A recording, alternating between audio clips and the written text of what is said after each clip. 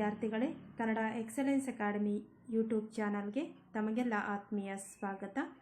ಈ ವಿಡಿಯೋ ಮುಖಾಂತರ ನಾನು ಶೇರ್ ಮಾಡುತ್ತಿದ್ದೇನೆ ಕಾಲಗಳನ್ನು ಇಂಗ್ಲಿಷಲ್ಲಿ ಟೆನ್ಸಸ್ ಎಂದು ಕರೆಯುತ್ತಾರೆ. ಈ ಕಾಲಗಳು FDA, SDA ಹಾಗೂ ಎಲ್ಲ ಸ್ಪರ್ಧಾತ್ಮಕ ಪರೀಕ್ಷೆಗಳಲ್ಲಿ ಪ್ರೌಢಶಾಲಾ ವಿದ್ಯಾರ್ಥಿಗಳಿಗೆ ಅತ್ಯಂತ ಪ್ರಮುಖವಾದಂತಹ ವ್ಯಾಕರಣ ವಿಭಾಗ. ಈ ವಿಡಿಯೋ ಮುಖಾಂತರ ಕಾಲಗಳು ಎಂದರೆ ಏನು, ಅವುಗಳಲ್ಲಿ ಎಷ್ಟು ವಿಭಾಗ ಮಾಡಲಾಗಿದೆ ಹಾಗೂ ವಿಭಕ್ತಿ ಪಲ್ಲಟ. ವಿಭಕ್ತಿಗಳು ನಮಗೆ ಗೊತ್ತಿದೆ, ಪ್ರಥಮ, ದ್ವಿತೀಯ, ತೃತೀಯ, ಚತುರ್ಥಿ, ಪಂಚಮಿ, ಷಷ್ಠಿ, ಸಂಬೋಧನ. ಹೀಗೆ ವಿಭಕ್ತಿಗಳಲ್ಲಿ ನಾವು ಕಾಲ ಪಲ್ಲಟ ಮಾಡುವುದು ಹೇಗೆ ಎಂಬ ಪ್ರಮುಖವಾದ ವ್ಯಾಕರಣ ವಿಚಾರವನ್ನು ಶೇರ್ ಮಾಡುತ್ತಿದ್ದೇನೆ. ಬನ್ನಿ, ಮೊದಲಿಗೆ ನಾವು ಕಾಲಗಳ ಬಗ್ಗೆ ತಿಳಿದುಕೊಳ್ಳೋಣ. ಈ ಕಾಲಗಳಲ್ಲಿ ನಾವು 3 ವಿಧವನ್ನು ನೋಡ್ತೀವಿ. ಅದೇನೇ ಭೂತಕಾಲ, ವರ್ತಮಾನ ಕಾಲ, ಭವಿಷ್ಯತ್ ಕಾಲ. ಕೆಲಸ ಅಥವಾ ಕ್ರಿಯೆ ಯಾವ ಕಾಲದಲ್ಲಿ ನಡೆಯಿತು ಎಂಬುದನ್ನು ವಾಕ್ಯದಲ್ಲಿನ ಕ್ರಿಯಾಪದ ನಮಗೆ ಸೂಚಿಸುತ್ತದೆ.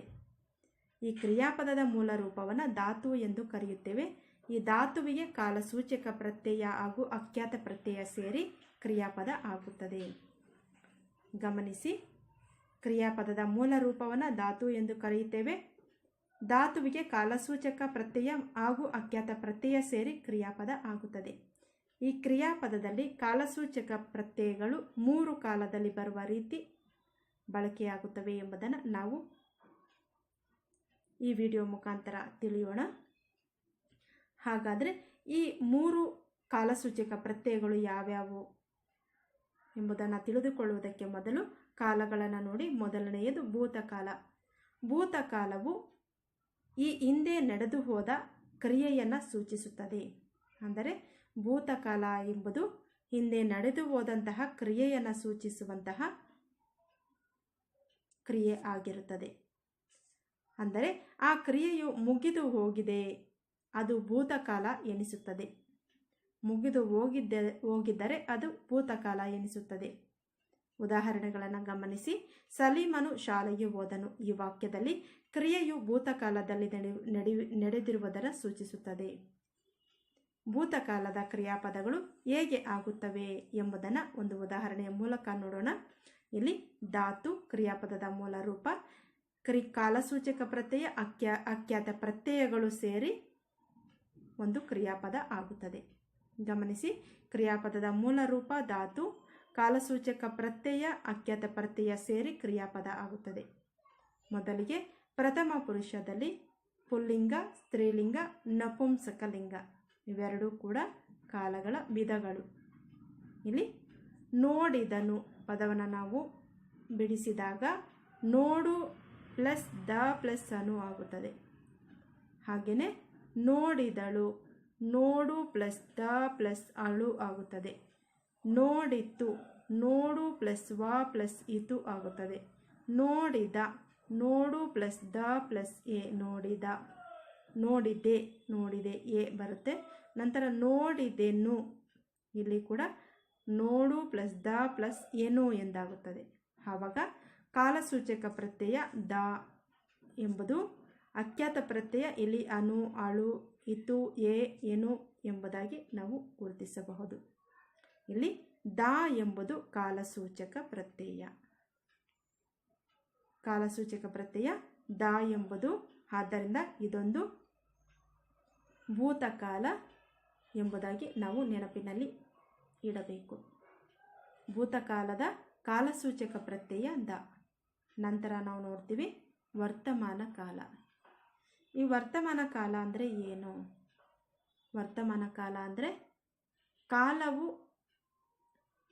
ಕ್ರಿಯೆಯು ನಡೆಯುತ್ತಿರುವುದನ್ನು ಸೂಚಿಸುತ್ತದೆ. ಅಂದರೆ ಕ್ರಿಯೆಯು ಪ್ರಸ್ತುತ ಕಾಲದಲ್ಲಿ ನಡೆದರೆ ಅದು ವರ್ತಮಾನ ಕಾಲ ಎನಿಸಿಕೊಳ್ಳುತ್ತದೆ. ವರ್ತಮಾನ ಕಾಲ ಅಂದ್ರೇನು? ಕಾಲವು ಕ್ರಿಯೆಯು ನಡೆಯುತ್ತಿರುವುದನ್ನು ಸೂಚಿಸಿದರೆ ಅದನ್ನು ವರ್ತಮಾನ ಕಾಲ ಎಂದು ಕರೆಯುತ್ತೇವೆ. ಕ್ರಿಯೆಯು ಪ್ರಸ್ತುತ ಕಾಲದಲ್ಲಿ ನಡೆದರೆ ಅದು ವರ್ತಮಾನ ಕಾಲ ಎನಿಸಿಕೊಳ್ಳುತ್ತದೆ. ಉದಾಹರಣೆಯನ್ನು ಗಮನಿಸಿ. ಮೇರಿ ಶಾಲೆಗೆ ಹೋಗುತ್ತಾಳೆ. ಇಲ್ಲಿ ಕ್ರಿಯೆಯು ವರ್ತಮಾನ ಕಾಲದಲ್ಲಿ ನಡೆಯುತ್ತಿರುವುದನ್ನು ಸೂಚಿಸುತ್ತದೆ. ವರ್ತಮಾನ ಕಾಲದಲ್ಲಿ ಹೇಗೆ ಆಗುತ್ತವೆ ಎಂಬುದನ್ನು ಗಮನಿಸಿ. ಧಾತು, ಕಾಲಸೂಚಕ ಪ್ರತ್ಯಯ, ಅಖ್ಯಾತ ಪ್ರತ್ಯಯ ಇವೆರಡೂ ಸೇರಿದ್ರೆ ಕ್ರಿಯಾಪದ ಆಗುತ್ತೆ. ಇನ್ನು ಉದಾಹರಣೆಯನ್ನು ಗಮನಿಸಿ. ನೋಡುತ್ತಾನೆ. ನೋಡು ಪ್ಲಸ್ ಉತ್ತ ಪ್ಲಸ್ ಆನೆ. ನೋಡು ಎನ್ನುವುದು ಧಾತು, ಕ್ರಿಯಾಪದದ ಮೂಲ ರೂಪ. ಕ್ರಿಯಾಪದದ ಮೂಲ ರೂಪ ನೋಡು, ನೋಡು ಅಂತ ನಾವಿಲ್ಲಿ ನೋಡಬಹುದು. ಹಾಗೆ ಕಾಲಸೂಚಕ ಪ್ರತ್ಯಯದಲ್ಲಿ ಉತ್ತ, ಅಖ್ಯಾತ ಪ್ರತ್ಯಯದಲ್ಲಿ ಆನೆ, ನೋಡುತ್ತಾನೆ. ನಂತರ ನೋಡುತ್ತಾಳೆ.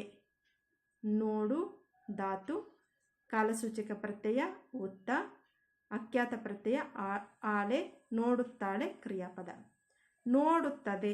ಇಲ್ಲಿ ನೋಡು ಧಾತು, ಉತ್ತ ಕಾಲಸೂಚಕ ಪ್ರತ್ಯಯ, ಅರೆ ಅಖ್ಯಾತ ಪ್ರತ್ಯಯ, ನೋಡುತ್ತದೆ ಅದೇ ಅಖ್ಯಾತ ಪ್ರತ್ಯಯ, ನೋಡುತ್ತದೆ ಕ್ರಿಯಾಪದ. ಹಾಗೆಯೇ ಇಲ್ಲಿ ನೋಡುತ್ತೀಯ. ನೋಡು ಪ್ಲಸ್ ಉತ್ತ ಪ್ಲಸ್ ಇಯ. ಇಲ್ಲಿ ಧಾತು ನೋಡು, ಕಾಲಸೂಚಕ ಉತ್ತ, ಅಖ್ಯಾತ ಪ್ರತ್ಯಯ ಇಯೆ, ನೋಡುತ್ತೀಯೆ ಕ್ರಿಯಾಪದ. ಹೀಗೆ ನಾವು ಕಾಲಸೂಚಕ ಪ್ರತ್ಯಯ, ಅಖ್ಯಾತ ಪ್ರತ್ಯಯ ಸೇರಿ ಕ್ರಿಯಾಪದ ಆಗುತ್ತೆ. ಕ್ರಿಯಾಪದದ ಮೂಲ ರೂಪ ಧಾತು. ಇಲ್ಲಿ ವರ್ತಮಾನ ಕಾಲದ ಕಾಲಸೂಚಕ ಪ್ರತ್ಯಯ ಯಾವುದು? ಉತ್ತ. ಪರೀಕ್ಷೆಗಳಲ್ಲಿ ಕೇಳಬೇಕಾದ್ರೆ ನೋಡುತ್ತೀಯ ಇದು ಯಾವ ಕಾಲಸೂಚಕ ಪ್ರತ್ಯಯ ಎಂಬುದಾಗಿ ಪ್ರಶ್ನೆಯನ್ನು ಕೇಳ್ತಾರೆ. ನೋಡುತ್ತೀಯ ನಮಗೆ ಉತ್ತ ಅನ್ನೋ ಪ್ರತ್ಯಯವನ್ನು ನಾವು ಗಮನಿಸಿದಾಗ, ಇಲ್ಲಿ ಉತ್ತ ಅನ್ನೋ ಪ್ರತ್ಯಯವನ್ನು ನಾವು ಗಮನಿಸಿದ ತಕ್ಷಣವೇ ಅದು ವರ್ತಮಾನ ಕಾಲಸೂಚಕ ಪ್ರತ್ಯಯ ಎಂಬುದಾಗಿ ಗುರುತಿಸಬೇಕು. ಇಲ್ಲಿ ನೀವು ಕನ್ಫ್ಯೂಷನ್ ಮಾಡ್ಕೋಬೇಕಾದ ಅಗತ್ಯ ಇಲ್ಲ. ಉತ್ತ ಎಂದ ತಕ್ಷಣ ಅದು ಒಂದು ವರ್ತಮಾನ ಕಾಲಸೂಚಕ ಪ್ರತ್ಯಯ ಎಂದು. ಹಾಗೆಯೇ ಭೂತಕಾಲ ನಾವು ಗಮನಿಸಿದ್ದೇವೆ, ದ ಎಂಬುದು ಕಾಲಸೂಚಕ ಪ್ರತ್ಯಯ. ಹಾಗೆಯೇ ಭವಿಷ್ಯತ್ ಕಾಲದ ಕಾಲಸೂಚಕ ಪ್ರತ್ಯಯ ವ. ಮುಂದೆ ನಾವು ಭವಿಷ್ಯತ್ ಕಾಲದ ಬಗ್ಗೆ ನೋಡ್ತಾ ಇದ್ದೀವಿ, ನೋಡೋಣ, ಗಮನಿಸಿ. ನಂತರದ ಕಾಲಗಳಲ್ಲಿ ಮೂರನೆಯ ವಿಧ ಯಾವುದು? ಅದು ಭವಿಷ್ಯತ್ ಕಾಲ. ಭವಿಷ್ಯತ್ ಕಾಲವು ಮುಂದೆ ನಡೆಯುವ ಕ್ರಿಯೆಯನ್ನು ವಿವರಿಸುವ ಕಾಲವಾಗಿದೆ. ಅಂದರೆ ಕ್ರಿಯೆ ಮುಂದೆ ಬರುವುದನ್ನು, ಜರುಗುವುದನ್ನು ಸೂಚಿಸುತ್ತದೆ. ಅಂತಹ ಒಂದು ಕಾಲವನ್ನು ಭವಿಷ್ಯತ್ ಕಾಲ ಎಂದು ಕರೆಯುತ್ತೇವೆ. ಕಾಲವು ಮುಂದೆ ನಡೆಯುವ ಕ್ರಿಯೆಯನ್ನು ಸೂಚಿಸುವಂತಹದ್ದು, ವಿವರಿಸುವಂತಹದ್ದು. ಅಂದರೆ ಕ್ರಿಯೆ ಮುಂದೆ ಜರುಗುವುದನ್ನು ಸೂಚಿಸುವಂತಹದ್ದು. ಅಂತಹ ಕಾಲವನ್ನೇ ಭವಿಷ್ಯತ್ ಕಾಲ ಎಂದು ಕರೆಯುತ್ತಾರೆ. ಉದಾಹರಣೆಯನ್ನು ಗಮನಿಸಿ. ರಾಮನು ಶಾಲೆಗೆ ಹೋಗುವನು. ಇಲ್ಲಿ ರಾಮನು ಶಾಲೆಗೆ ಹೋಗುವ ಕ್ರಿಯೆಯು ಭವಿಷ್ಯತ್ ಕಾಲದಲ್ಲಿ ನಡೆಯುವುದನ್ನು ಸೂಚಿಸುತ್ತದೆ. ರಾಮನು ಶಾಲೆಗೆ ಹೋಗುವನು. ಇಲ್ಲಿ ನಾವು ಗಮನಿಸಬಹುದು, ವ ಪ್ರತ್ಯಯ ಇರೋದನ್ನು ಹೋಗುವನು ಎನ್ನುವಂತಹದ್ದು ಯಾವ ಕಾಲಸೂಚಕ ಪ್ರತ್ಯಯ? ಅದು ಭವಿಷ್ಯತ್ ಕಾಲದ ಕಾಲಸೂಚಕ ಪ್ರತ್ಯಯ. ಇಲ್ಲಿ ಉದಾಹರಣೆಯನ್ನು ಗಮನಿಸಿ. ನೋಡುವನು. ನೋಡು ಪ್ಲಸ್ ವ ಪ್ಲಸ್ ಅನು, ನೋಡುವನು.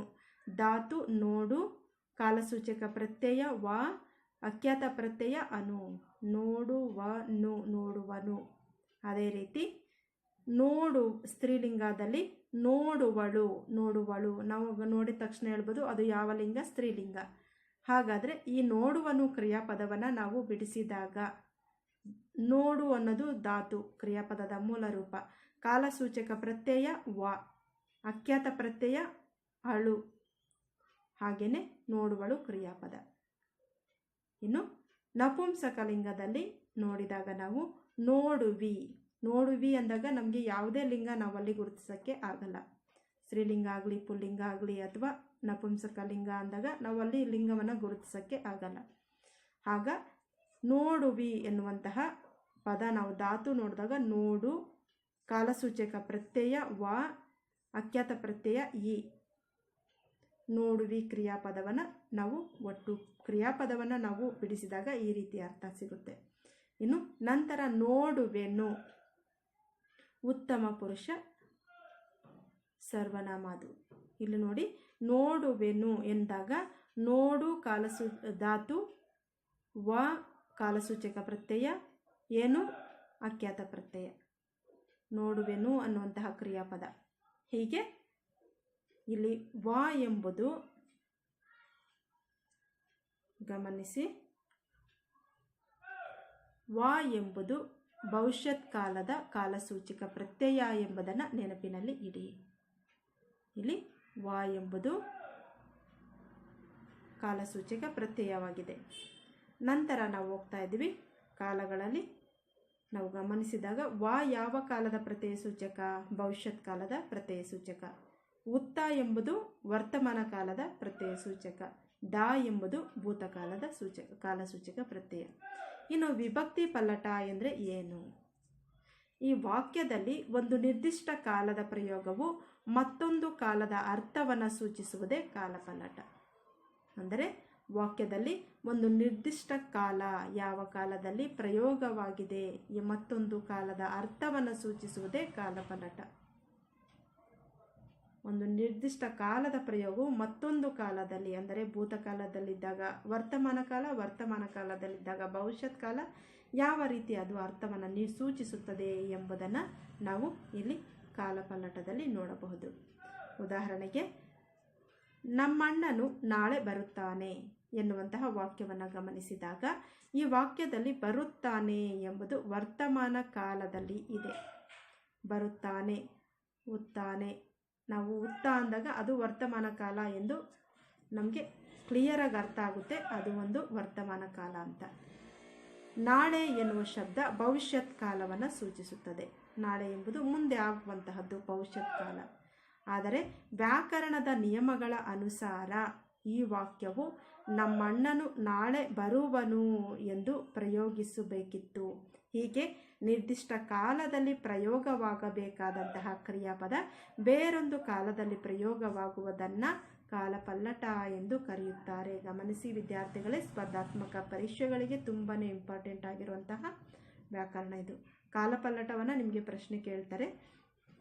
ವಾಕ್ಯದಲ್ಲಿ ಬರುವಾಗ ವರ್ತಮಾನ ಕಾಲದಲ್ಲಿರುವುದು ಭವಿಷ್ಯತ್ ಕಾಲ, ಭವಿಷ್ಯತ್ ಕಾಲದಲ್ಲಿದ್ದಾಗ ವರ್ತಮಾನ ಕಾಲ. ನಾವು ವಾಕ್ಯವನ್ನು ನೋಡಿದಾಗ ಅದು ಆ ರೀತಿಯ ಅರ್ಥ ಕೊಡುತ್ತೆ. ಆದರೆ ವ್ಯಾಕರಣದ ದೃಷ್ಟಿಯಲ್ಲಿ ನಾವು ಗಮನಿಸಿದಾಗ, ವ್ಯಾಕರಣದ ನಿಯಮಗಳ ಅನುಸಾರ ನಾವು ವಾಕ್ಯವನ್ನು ಗಮನಿಸಿದಾಗ ನಾಳೆ ಬರುವನು ಎನ್ನುವುದು ಒಂದು ಭವಿಷ್ಯತ್ ಕಾಲವನ್ನು ನಿರ್ಧಾರ ಮಾಡುತ್ತೆ. ಆದರೆ ವಾ ಎನ್ನುವುದು ನಮಗೆ ಇಲ್ಲಿ ಭವಿಷ್ಯತ್ ಕಾಲವನ್ನು ನಿರ್ಧಾರ ಮಾಡುತ್ತೆ.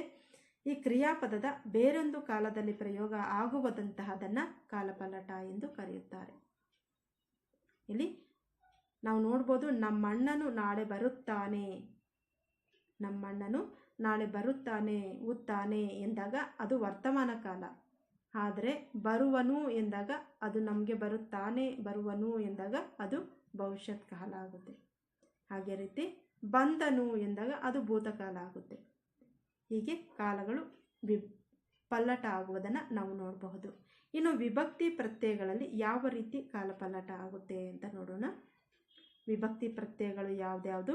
ಅದು ಪ್ರಥಮ ವಿಭಕ್ತಿ. ವಿಭಕ್ತಿಗಳ ತರಗತಿಯಲ್ಲಿ ನಾವು ತಿಳಿದುಕೊಂಡಿದ್ದೇವೆ. ಇಲ್ಲಿ ಭೀಮನು ತನ್ನ ಬಲಗಾಲಿನಿಂದ ಚೆಂಡನ್ನು ಒದೆದನು. ಈ ವಾಕ್ಯವು ಭೀಮ ತಾನು ಬಲಗಾಲು, ಚೆಂಡು ಹೀಗೆ ಕೇವಲ ನಾಮಪ್ರಕೃತಿಗಳನ್ನೇ ಹೇಳಿ ಒದೆದನು ಎಂದಿದ್ದರೆ ಅರ್ಥ ಆಗುತ್ತಿರಲಿಲ್ಲ. ಆಗ ಭೀಮ, ತಾನು, ಬಲಗಾಲು, ಚೆಂಡು ಈ 4 ಪ್ರಕೃತಿಗಳಿಗೆ ಪರಸ್ಪರ ವಾಕ್ಯದಲ್ಲಿ ಒಂದು ಸಂಬಂಧ ಇದೆ. ಈ ಸಂಬಂಧವನ್ನೇ ವಿಭಕ್ತಿ ಪ್ರತ್ಯಯಗಳು ಉಂಟು ಮಾಡುತ್ತವೆ. ಈ ರೀತಿ ನಾಮ ಪ್ರಕೃತಿಗೆ ಸೇರುವ ಪ್ರತ್ಯಯಗಳನ್ನು ವಿಭಕ್ತಿ ಪ್ರತ್ಯಯಗಳು ಎನ್ನುವರು. ಗಮನಿಸಿ ವಿದ್ಯಾರ್ಥಿಗಳೇ, ಭೀಮನು ತನ್ನ ಬಲಗಾಲಿನಿಂದ ಚೆಂಡನ್ನು ಒದೆದನು. ಈ ವಾಕ್ಯದಲ್ಲಿ ನಾವು ಗಮನಿಸಬಹುದು, ಭೀಮ, ತಾನು, ಬಲಗಾಲು, ಚೆಂಡು ಹೀಗೆ ಕೇವಲ ನಾಮ ಪ್ರಕೃತಿಗಳಂದರೆ ನಾಮಪದದ ಮೂಲ ರೂಪಗಳನ್ನೇ ಹೇಳಿ ಬರೆದೆನು ಎಂದಿದ್ದರೆ ಅರ್ಥ ಆಗುತ್ತಿರಲಿಲ್ಲ. ಒದೆದನು ಅಂದರೆ ನಮಗೆ ಆ ಒಂದು ವಾಕ್ಯ ಅರ್ಥ ಆಗ್ತಾ ಇರಲಿಲ್ಲ. ಭೀಮ, ತಾನು, ಬಲಗಾಲು, ಚೆಂಡು ಈ 4 ಪ್ರಕೃತಿಗಳಿಗೆ ಪರಸ್ಪರ ವಾಕ್ಯದಲ್ಲಿ ಒಂದು ಸಂಬಂಧ ಇದೆ. ಈ ಸಂಬಂಧವನ್ನು ವಿಭಕ್ತಿ ಪ್ರತ್ಯಯಗಳು ಉಂಟು ಮಾಡುತ್ತವೆ. ಆ ಒಂದು ವಿಭಕ್ತಿ ಪಲ್ಲಟಗಳನ್ನೇ ನಾವು ಇಲ್ಲಿ ನಾಮ ಪ್ರಕೃತಿಗೆ ಸೇರಿಸಿದಾಗ ಅರ್ಥ ಆಗುತ್ತದೆ. ನಾಮಪದವು ಕ್ರಿಯಾಪದದೊಂದಿಗೆ ಹೊಂದಿರುವ ಸಂಬಂಧವನ್ನು ತಿಳಿಸುವಂತಹ, ನಾಮಪದವು ಕ್ರಿಯಾಪದದೊಂದಿಗೆ ಹೊಂದಿರುವ ಸಂಬಂಧವನ್ನು ತಿಳಿಸುವ ಕರ್ತೃ, ಕರ್ಮ, ಕರಣ ಮುಂತಾದವುಗಳನ್ನು ಕಾರಕಾರ್ಥಗಳು ಎಂದು ಕರೆಯಲಾಗುತ್ತದೆ. ಅಂದರೆ ಕ್ರಿಯೆಯ ನಿಮಿತ್ತ ಮಾಡಿಸುವಂತಹ ಅಥವಾ ಮಾಡಿಸುವ ಪದಾರ್ಥವನ್ನು ಸೂಚಿಸುವುದೇ ಕಾರಕ ವಿಭಕ್ತಿಗಳು. ಇದ್ದರೂ ಕಾರಕ 6 ಮಾತ್ರ. ಷಷ್ಠಿ ವಿಭಕ್ತಿ ಪ್ರತ್ಯಯ ಆ ಎಂಬುದು ಕ್ರಿಯೆಗೆ ನೇರವಾಗಿ ಸಂಬಂಧ ಪಡೆದಿರುವುದರಿಂದ ಅದನ್ನು ಕಾರಕ ಎಂದು ಕರೆಯಲಾಗುವುದಿಲ್ಲ. ರಾಮನ ಎಂಬ ಷಷ್ಠಿ ವಿಭಕ್ತಿಯಿಂದ ಕೂಡಿದ ಪದದ ಮುಂದೆ ನೇರವಾಗಿ ಕ್ರಿಯೆಯನ್ನು ಇರಿಸಲು ಸಾಧ್ಯವಿಲ್ಲ. ಹೀಗೆ ವಿಭಕ್ತಿ ಪ್ರತ್ಯಯಗಳು ಕಾಲ ಪಲ್ಲಟ ಆಗುವುದನ್ನು ನಾವು ವ್ಯಾಕರಣದಲ್ಲಿ ಗುರುತಿಸಬಹುದು. ಇದಾಗಿದೆ ವಿಭಕ್ತಿ ಪಲ್ಲಟ, ವಿಭಕ್ತಿ ಪ್ರತ್ಯಯಗಳು, ಕಾಲ ಪಲ್ಲಟ ಹಾಗೂ ಕನ್ನಡ ವ್ಯಾಕರಣಕ್ಕೆ ಸಂಬಂಧಪಟ್ಟಂತೆ ಕಾಲಗಳ ಬಗ್ಗೆ ಸಂಪೂರ್ಣವಾದ ವಿವರಣೆ. ವಿಡಿಯೋ ಇಷ್ಟವಾದರೆ ತಪ್ಪದೇ ಲೈಕ್ ಮಾಡಿ. ಹಾಗೂ ಏನಾದರೂ ಡೌಟ್ಸ್ ಇದ್ದರೆ ನೀವು ಕಮೆಂಟ್ ಸೆಕ್ಷನಲ್ಲಿ ಕಮೆಂಟ್ ಮಾಡ್ಬೋದು, ನಾನು ಅದಕ್ಕೆ ಉತ್ತರ ಕೊಡ್ತೀನಿ. ಇದಾಗಿದೆ ವ್ಯಾಕರಣಕ್ಕೆ ಸಂಬಂಧಪಟ್ಟಂತೆ ಕಾಲಗಳು ಹಾಗೂ ಕಾಲ ವಿಭಕ್ತಿ ಪಲ್ಲಟ ಅಂದರೆ ಏನು, ಕಾಲ ಪಲ್ಲಟ ಅಂದರೆ ಏನು ಎಂಬುದಕ್ಕೆ ವಿವರಣೆ. ವಿಡಿಯೋ ಇಷ್ಟವಾದರೆ ತಪ್ಪದೇ ಲೈಕ್ ಮಾಡಿ, ನಿಮ್ಮ ಗೆಳೆಯರ ಜೊತೆ ಶೇರ್ ಮಾಡಿ, ಚಾನಲನ್ನು ಸಬ್ಸ್ಕ್ರೈಬ್ ಮಾಡಿಕೊಳ್ಳಿ ಮತ್ತಷ್ಟು ವಿಡಿಯೋಗಳಿಗಾಗಿ. ಧನ್ಯವಾದಗಳು.